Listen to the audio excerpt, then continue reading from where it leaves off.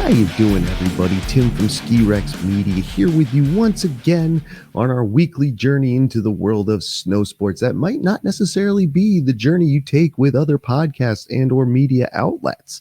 That's right. I talked to not just athletes. I've had a few. I've talked to not just other media folks. I've talked also to people who run these mountains, things I think are interesting, things that you find in the sport. And today we are talking gear, and I'm not talking about like I'm going to do reviews. I'm not telling you about the gear I use or whatever I have before, but that you don't care about. What's Tim riding? Maybe you do care. If you are, send me an email, skirexforever@gmail.com.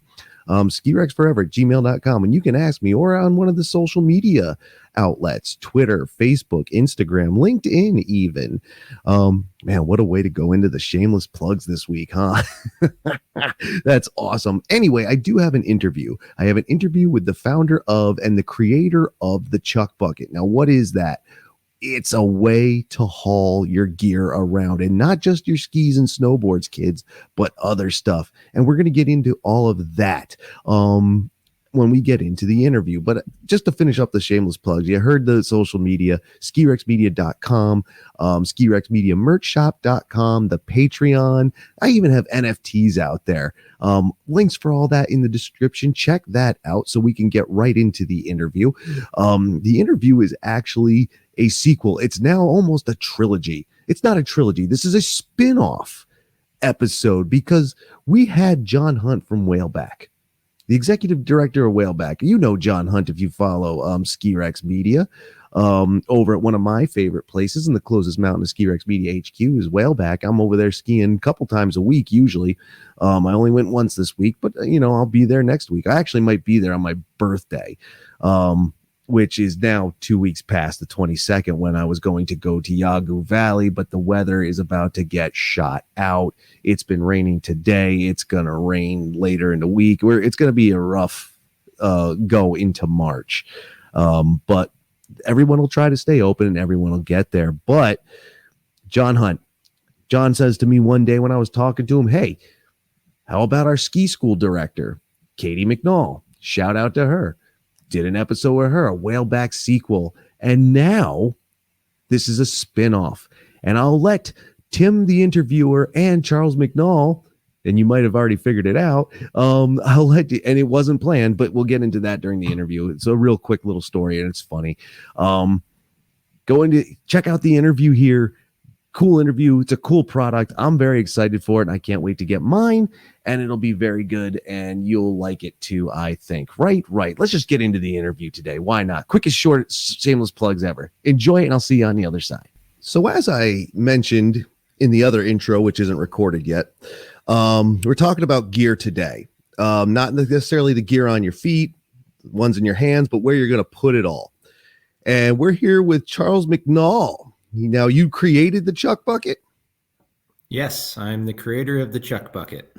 Awesome. Now, we'll get into that in a minute, but this is how the universe works. This is the wonderful thing about the universe. So I asked Charles here, dude, what's your last name? How do you spell it? How do you pronounce it correctly? He spells it out for me. I'm like, wow, that's really weird, because we had Katie McNall from over at Whaleback talking about ski instruction, and sure enough, her brother. How weird is that, dude? Pretty weird, considering that I'm all the way out in Utah and she's all the way on the East Coast. Yeah, it is. And it was completely unplanned. It makes me laugh. So it's definitely kismet. It's destiny. It's whatever it is. It's really kind of awesome. So now you get another sequel. This is the third sequel episode I've done. So there you go, everybody. So the Chuck Bucket, what is it? Well, I'll let Charles explain that. What is it? Yeah, so the Chuck Bucket is basically a hitch mount ski rack that is just drop and drive, basically, similar to what you get at any of the shuttle buses you'd have at a major ski resort. And so basically, for people that don't want a box on your roof, can't have a box on your roof, can't fit your skis in your car, it is just a super simple, easy solution, and really great if you're skiing often and live in a ski town. Absolutely. And there's a few reasons this thing caught my eye. I've always wanted, even though I have a low car, my car is low, I can reach across my roof, all that. This, however, will eliminate the need to do that. And if you have like, a Ford Excursion tank truck that's basically a giant tank, getting up there isn't the easiest thing in the world to do. That 100% alleviates that, right, man? Oh, completely. Yeah, this was something really to help my wife, because if I got a box, she'd never be able to go skiing on her own because she wouldn't be able to get up on the roof. So um, really it's going to enable a lot more ease of access for people that really struggle to use a box. And especially if you have a larger family, you just can't fit that much gear in your car. Totally. Absolutely. And then that's one of again, that was part two of why it caught me. Like, again, I can reach my roof. Anybody can reach my roof. I have a little car, but it's still easier to go to the back and to not have enough room. If you were to see the trunk of my car right now, which is the seats down, mind you, the rear seats down, skis are laid out in there, jackets in there, boots are in there, you name it is in there, and I'm out. I can't do anything else, which is fine. I've been skiing a good amount this season, but I can't really do anything else. I threw a buddy's snowboard in there the other day in his boots, and that was it. It's tapped out. I would much rather have the extra space, and I'd rather have it on the back end, because on the roof, you also get something that always used to frighten me when I did use roof racks was what if it fell off, or what if the wind caught it wrong? Quick story. I was driving north back to Vermont here from New Jersey on the Garden State Parkway and heard the hardware falling out and hitting the roof. We got over to the side of the highway in time to fix it, which was getting everything in the car, and it didn't. It barely fit. This also alleviates that. Now, you've tested this. This is safe. Things aren't bouncing out of this like that, are they? They're just, you get them in they there, don't move. They move less than they do in a box because it's actually closer to the center of your car. So that's like, as much as people think you're going to be spreading gear all over the highway, you'd have to roll your car to lose a set of skis out of our rack. yeah. And you should be avoiding that anyway. And if you're in the place where I was on the Garden State Parkway, you're not moving fast enough to roll it anyway, unless it's like 2:30 in the morning. So you have the ease, the chuck bucket. It seems aptly named because that's exactly what I'd be doing to it. I'd just be like, and dumping stuff in. It seems even easier. And again, small car, low roof. This is even easier. Like, let's just take this has got to be the greatest rack I've ever seen. Bottom line, because it makes it so easy. Like, as you've been testing this and putting it out there, have people said, dude, that's super easy, or something similar? Yeah, so we actually have about 11 demo units out there on Jeeps and Broncos and Yukons. My cats just made a mess. Ignore that. Holy smokes, dude. And either way, though, we ask, and Sprinter vans, and we ask our user base, like, okay, like, are you happy with it? And resoundingly, we get from all of our demo users that they wouldn't sell it. They wouldn't give it up for anything. They love it. The ease of use and just, peace of mind of being able to toss it back there. And not only that, but see that it's always back there, is great. Same thing as you. I used to have roof bars, and I am certain that, more than once I've pulled over worried that they had opened up, and one time actually had opened up. Right. Yeah. And then I live in a ski town. I see all the time roof bars that are open and no skis in them. And, they just went down the canyon and they left them on the side somewhere. It happens. Yeah. And same thing with boxes. One of our demo drivers that has a set, he had lost a box on the highway because all the plastic mounts ripped off. And so he's like, yeah, I was thinking of getting a box again, but I just can't have that happen. And so really it's just kind of time that, this style carrier starts to come out. And we've seen that with other manufacturers as well. So like, I think Yakima this year put out some clamp system for the rear, but the problem is it sticks really far out on each side. Mm. So if you've got a small car, now you have an extra foot that you have to worry about on each side, not to sideswipe a car as you're driving down the highway. Absolutely. I've seen those setups from Yakima and like Thule, and it attaches to like their bike racks. Mm-hmm. So, and again, that's now added cost, because what if you don't ride? Are you going to do that? You know, and those names, Yakima, Thule, like you're talking $1,000 worth of stuff right there. But Mm-hmm. the Chuck Bucket is nowhere near $1,000, and we'll get into that here in a few minutes. But Charles is a skier also, by the way. I knew I should have brought that up first, and I apologize for not doing that. But he knows he's not just doing this to try and make money off the industry, like, you know, some people who are, say, Vale does on a daily basis, that they don't know what's going on. They're just looking to make money. I don't know. But Charles skis here, man. You're out in Utah, right? Yep, I'm in Salt Lake City. Salt Lake City. So he's right there. Where you been riding this year, man? Mainly Solitude, but usually I'll hit up Snowbird and Deer Valley and Brighton as the spring comes, and the crowds start to go down a bit.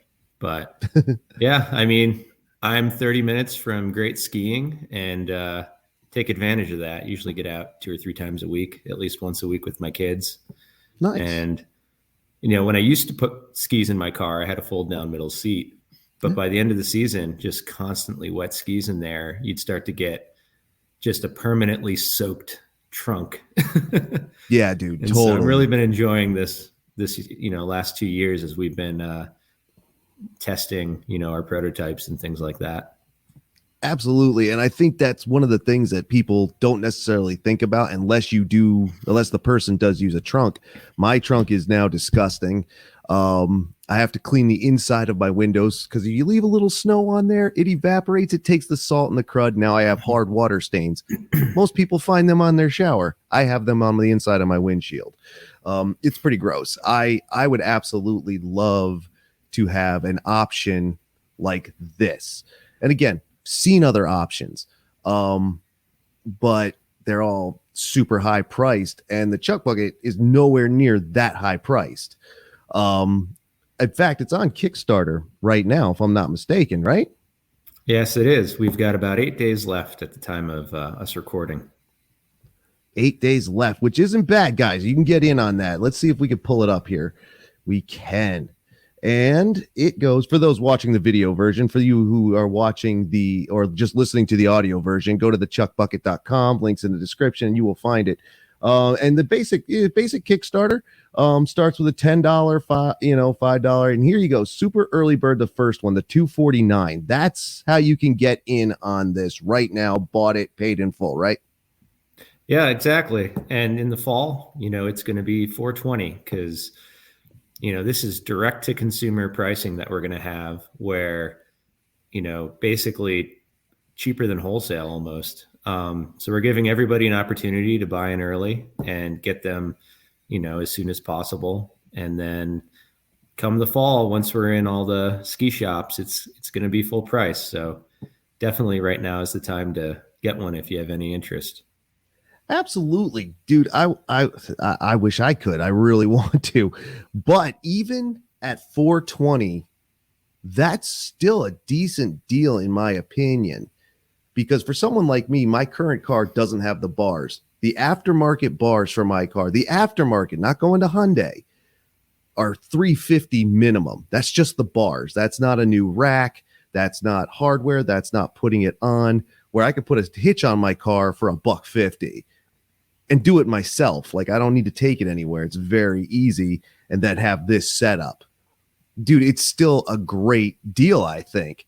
How did you come to the price point? Like, I know there's the usual business ways, what you put into it, manufacturing, all this other stuff, but you've actually kept it cheaper than a lot of other, like Thule and Yakima, for example, expensive, right?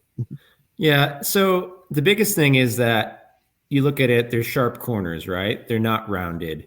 It's, you know, simple sheet metal design. And that's really where a lot of the savings come from. Because again, we're not trying to be Yakima. We're trying to maximize what you can fit in this and make it useful all year round. And so by doing that, we can eliminate a lot of the European styling costs that you get with Yakima and Thule and things like that. And so that's really how we could keep the costs down, is simplified it. I mean, this is our fourth revision of this. I mean, we Sure. started out with, cheap bike racks that we duct taped buckets to, and then trash cans, and then moved on to this, aluminum and steel version. And just constantly refining it to bring the price down so that we can get it to the customers at a reasonable price. So all the still, the same marketing principles apply in terms of how much it costs us to make versus how much it's sold retail. But sure, we just have really done a good job engineering out extra costs that don't really need to be there while still leaving it fully functional. Brilliant. It works. The simplest answer is usually the best one. And just from the look at the picture over here, it's very simple. It looks like a box, some steel, and in your receiver. Now this fits 1 1/4 and 2-inch, both, neither. Yes, it'll fit both. Excellent. So if if you have a small vehicle like mine, you're really only going to get a class 1 1.25-inch receiver, and got you covered, man. He's got you covered. Such a great idea, such a great product. Now, one of the things you do address on the website, and I think here on the Kickstarter site, is theft, because at first glance, and that was actually my first immediate question when I first ran into it. I ran into it on Instagram, I believe, on an ad there, and I was like, all right, that's cool and all, but then it popped into my head. I was like, dude, if you're chucking stuff in, someone could pull it out. How do you keep them from pulling it out? Yeah, so basically, I used to have a Thule roof bar rack, and the thing I hated the most was dealing with the custom lock cylinders that are $70, and you always somehow don't have the key or whatever. So instead of doing that custom solution, we actually found that Master Lock makes a combination lock, cable lock, and cinch strap that is crazy cheap, crazy strong. I think it's like $15 on Amazon. And basically can feed through all your gear, fits perfectly with our system. And that's what we recommend. And, people keep asking this, can you, do some custom locking system? And we can, but then it's going to add cost because you got to mark it up in order to make your money back on it. And then we're not really doing the customer any greater service. So we're going to, stock those locks on our site and recommend them as well. But I mean, reality is people don't need custom $70 lock cylinders to jam into their rack. They need to lock their gear up if they are worried about it. Personally, I've left skis in the back for 3 months now, unlocked, and I haven't lost a pair yet. So it really depends on where you're living. If you're going to go into a restaurant downtown in the city, yeah, maybe you throw your lock on there. But the reality is most people put their skis in their car, they go ski, and they're not sitting out there exposed a whole lot. Nor are people typically looking in the parking lot to steal skis, right? They're going to look on racks where they can have a nice selection and grab a big handful of them. I've seen that, and I've seen the videos of dudes rolling up with vans, grabbing them, and be gone. It gets ugly. But you're also not wrong. It's not the biggest crime in the world. And, a lot of us ski towns, we're up in rural parts of states. We have very low crime rates anyway. But that lock you're talking about, I wouldn't be surprised if a few people already have one. This is the same lock that people use at the racks, right? Like these are the same type of locks someone uses at the rack just outside of the lodge, right? Oh, completely. And the nice thing about it, again, is it cinches tight. So we include a tie-down strap with our skis to secure your skis to the main column. But you can actually use this lock to do the exact same thing. And so it's really dual purpose, which is great. Absolutely. And the thing is, you could strap it down. You could do this. Once the season's over, some people are like, well, now what do I do with it? Is there more function? There is. Throw your fishing poles in it. Throw your javelin in it. Whatever would fit, right? Throw your golf. I think one of the pictures you have is golf bags. Right. So I went golfing the other day when we had a warm spell, and I threw my clubs in it, and I was watching them the whole time. They actually moved around far less than they were in the back of my, if I went in a golf cart. Sure. Roads are smooth. Golf paths aren't. Yep. And I've put 2x4s in the back, big 10-foot pieces of steel, camping chairs, mulch, kitty litter. I mean, the point is, it's nice having a tiny truck bed that you can easily clean out, that you don't mind tossing anything in, and it's not going to destroy the inside of your car. Dude, that's great. See, I didn't even think, I was still in the mindset of recreation. What else am I going to throw in this for off season? And when it comes back around, snowboard, skis, what have you, 2x4s, whatever you need. And you're not wrong. I've been kicking myself sometimes, like, geez, I could really use a small trailer or a truck on some days, but my car can't pull anything. This it could, because it's all tongue weight in this case, right? So pretty much any car, you could put this on literally every car. Yeah, so our max load limit is less than any tongue weight that you'd have on your hitch. So that's not going to be an issue. I mean, I think we recommend 100 pounds. I don't remember exactly what we said on the website, but 100 pounds in it is no problem. We're going to have, I think, 120-pound rating when we do our bike rack this summer. And basically, yeah, you can put whatever usually you'll fit in it. I mean, I've had me in it and I weigh a lot more than that. Sure. But yeah, in general, it's, basically designed to be super utilitarian. I put my stand-up paddleboard rolled up in it in the summer, because that way I don't have to get it all sandy inside my car. But I'm sure there's a whole lot of applications that I haven't even thought about that people are going to love. Yeah, dude, like you can really go with this. So you mentioned bike rack. A lot of skiers, snowboarders, to stay in the mountains, they get on the mountain bike. How is it going to be like part of this, its own separate thing, or will it be like an add-on attachment or a separate device entirely? Yeah, so if you look, there's the main column. Excuse me, I got to go plug my laptop in. Yeah, certainly. So there's the main column, and so you can pop off the upper ring and the lower bin really easily. Sure. And it's 2 pins. They're both lightweight, and the whole point of this is that you can separate the pieces so you don't hurt your back. And then you would just slide the upper T section of the bike rack on it, and then attach your bikes. I mean, very straightforward. We also plan on coming out with a solar shower attachment so that you can easily have a post to hold a solar shower, and then a curtain so that your kids can get cleaned off and get out of their suit when they're all sandy and nasty at the beach or wherever. Because that's another issue that I have is basically, oh, my kids need to get changed. Now they're disgusting and they want to get changed inside the car, and sand just gets everywhere. And so this would give them an option for that. Plus, if you have, for whatever reason, a portable toilet or something you want to use, you could just use that in there as well. So it really opens up, a bit more convenience for car camping and things like that. You've gotten you've got it locked, dude. Like, this is great. You've come up with uses that I didn't even think of. Like, again, I was in the mindset, I saw this, I'm like, this would be perfect for me. Absolutely perfect. But now you've gotten just about everyone, man. That's brilliant. You see, everyone out there who's listening and watching, some things you can take out of the ski industry and bring into real life. It's kind of wonderful.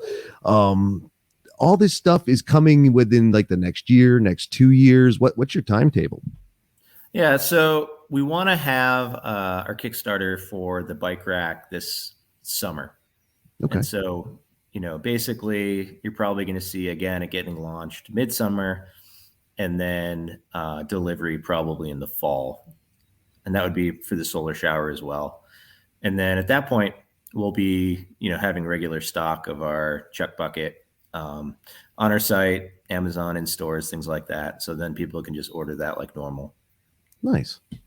Excellent. So stay tuned for that, everyone.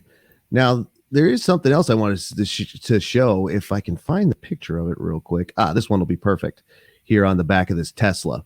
Again, if a Tesla can hold it, anything can hold it. And let me get it up here. I love Teslas, but they are, limited. Like, they have their limitations like anything else.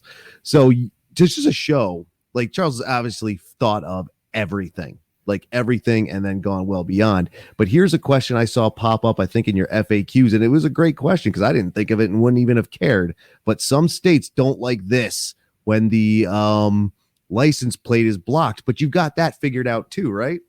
That's right. So basically, we have license plate holes below that logo. So if you want to relocate a plate, depending if you have an extra one or one from the front you're not using, you can do that as well. But it depends on the state. So in Utah, it's not an issue. You just have to look at whatever, your states have written down in their rules. But the option is there that you can put a plate on it so you don't get a ticket. That, which is great because here in New England, I think all 6 New England states require visible. Don't even let it get dirty. Like you will get pulled over and you will get a ticket, and it's not cheap. You really have thought of everything. Like he's got you covered. Here's another one on the back of a Nissan van, the GIF, just to show you. Like you even got a dang Christmas tree in there, bro. Like how great is that? And it's not photoshopped. They actually fit it in there. So yeah, like what a wonderful, like just for its utility uses alone, it's a wonderful product. Are you doing just blue? You doing colors? You gonna match paint? Doing anything fun like that? So we're starting with blue and black. Sure. And then after that, we'll look into possibly doing custom colors. It's just, have to start somewhere, and we don't want to have to, try and figure out all the manufacturing details and also make sure that each color goes to the right person too much. Yeah, totally. Like that's a lot of work, I suppose. Now, what is it actually made of? Like the part that goes actually into the receiver and all that, that's steel, right? Like metal. Right. That's all steel, and it's solid. It's got an anti-wobble feature, and all that is basically because we're going to have to, have a solid platform for when we move to bike racks that are going to hold more weight. Okay. And then the aluminum bin, is exactly that. It's, aircraft grade aluminum. And the reason for that was you don't want it to rust, right? That is going to have constant salt spray from under your car and, just winter abuse. And so, that's great because, who wants to get something that rusts out? And another reason why we didn't go with plastic is UV is really hard on plastic. And, after a lot of feedback from our plastic prototypes, people were just overall super concerned about, well, what if after 2 years it cracks and then my skis end up on the road? And so with the aluminum, you just don't have to worry about that. It's just always going to be solid. And, there's no sudden cracking due to, sun exposure, UV exposure. So this is all meant to last, decades. Yeah, buy it once and you're good. And then buy the next thing and the next thing. We don't want them to go out of business. Like keep things going. Well, just on the color thing, with it being aluminum, man, if you were so inclined for the custom people, buy yourself a roll of vinyl. You can make it whatever you want. You could vinyl wrap it, no problem. But that was going to be another one of my questions. This thing can take a beating. Aluminum's tough. Steel is wicked tough. What have you tested it by whacking on it to really see what kind of beating it could take?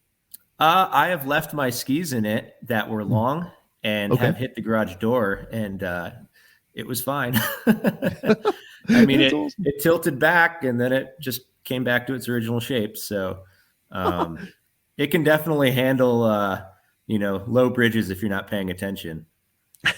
Which is great. And if it can take a beating like that, like Charles has been bringing up, a lot of the great utility functions to keep the dirt and the crud and the out of your car. But you could, once it's time to clean it, just get out the pressure washer and go at it, right?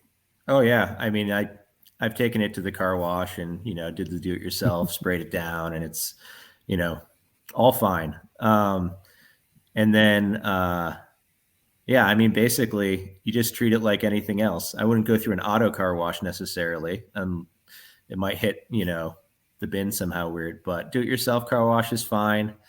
And, it's powder coated. It's meant to be tough. It's like any other ski or bike rack out there. That's great, dude. Bang it up. And, for places like, high altitude out there in Utah, here in New England, where it's just you can't keep your paint good here. It's just not possible. If you do your garage in every night, and then you might have a chance. It would be good to have something that could take an absolute pounding, carry to skis, carry everything else, carry it around. I would love it. I think I saw in the FAQs, and again, this comes back to will stuff fall out of it. You've tested it on the interstate too, like booking and stuff hasn't come out of this thing. I may or may not have gone 100 with it. Excellent. That's a hell of a test. I mean, it doesn't perform any different at high speeds versus low speeds. And, Okay. We've taken it 40 miles an hour over big speed bumps, and, it's performs like a champ. There's really not any way for the stuff to fall out easy. And then, especially if you strap it in, then, I mean, it's not going anywhere. But we've tested it not strapped in and still couldn't lose a piece of gear at all. I mean, the reality is cars have suspension that is tuned so that you don't feel bumps. The most any of your gear moves is like a quarter inch. Nice. You don't have people hitting the ceiling in the back of your car usually, so your skis aren't doing that either. Yeah, there you go. Actually, that's a great way to explain it. I hadn't thought about it like that. And that's really awesome. But I keep bringing it up because I want people to know, yes, it is an independent product. Awesome. Outside the corporate world, someone doing their thing, someone solving an issue. And that's what, that's innovation. But I just want people to know he's testing it. Like he's used it. He's abused it. Other people have abused it. I want to abuse one. It's going to be great. And it does seem like a great product. I can't wait to get my hands on one too. So Kickstarter for now.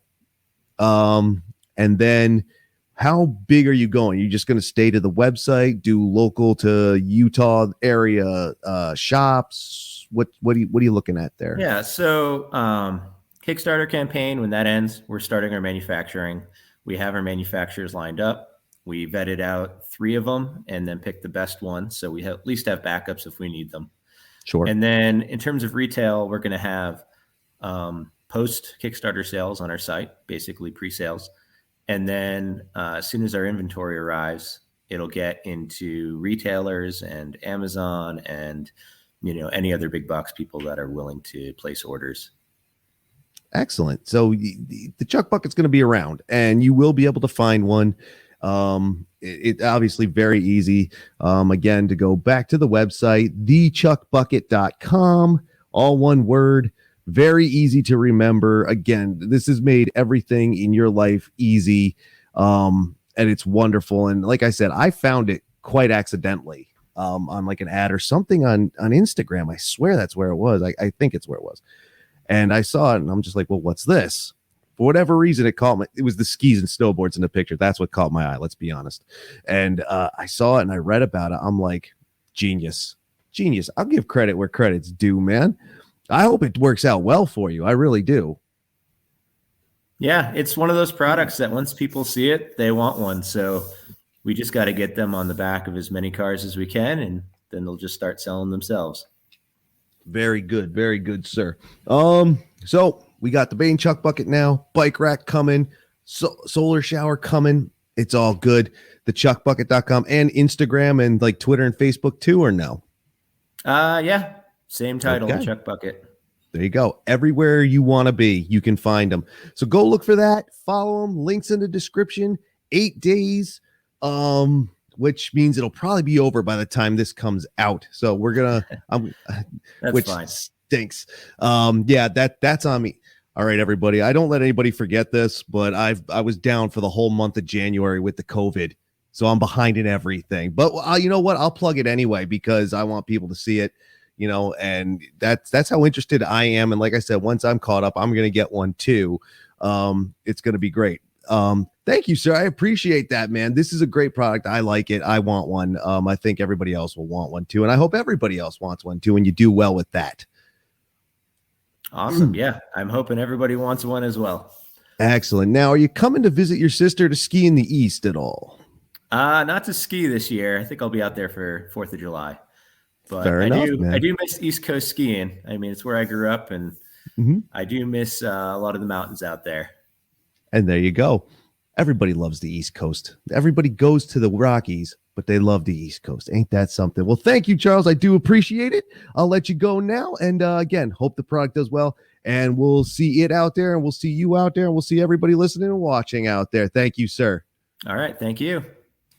And there you have it, my very first spin-off episode. I've done sequels, and now I've done a spin-off. It was funny as hell when I asked him how to spell and pronounce his last name, and he told me it was McNall. I'm like, no kidding, I just talked to one, and his sister. Awesome. So shout out to the McNall family, all of them, Charles, Katie, the kids, the parents, adults, cousins, whatever. These two were very nice and awesome, and I'm pretty sure the rest of the family's pretty awesome too. Right. You can see it scrolling down at the bottom of the screen if you're watching the video version. If not, thechuckbucket.com. All one word, .com, lowercase. You know how the internet works. There's nobody who doesn't know how the internet works these days. The chuckbucket.com.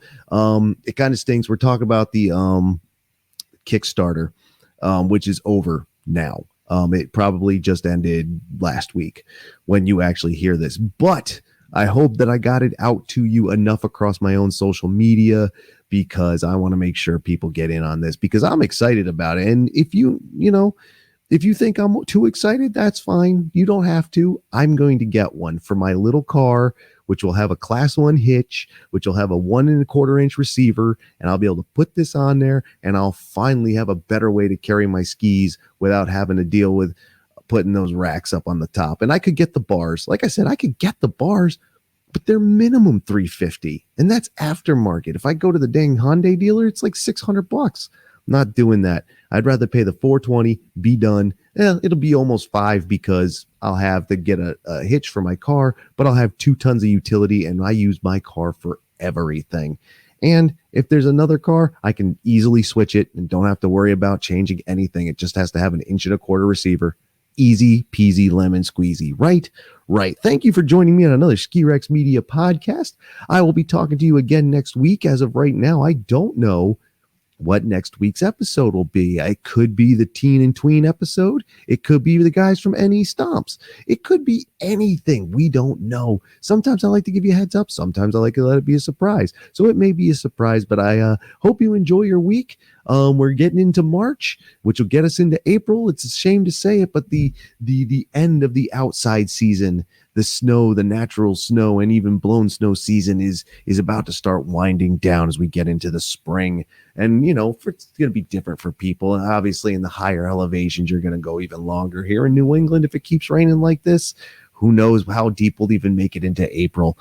But no negativity. I'm always happy, and hopefully we'll get 1 more or 2 more or even 3 or 4 more good blasts in March. In like a lion, out like a lamb, right? Right. I am Tim from Ski Rex Media. Thank you for joining me. Enjoy your day. Enjoy your week. Enjoy whatever. Get out there. I've been out there, which you've seen. Maybe I've skied with you. Maybe I haven't, but maybe I will. Right? Later, everybody. Thank you.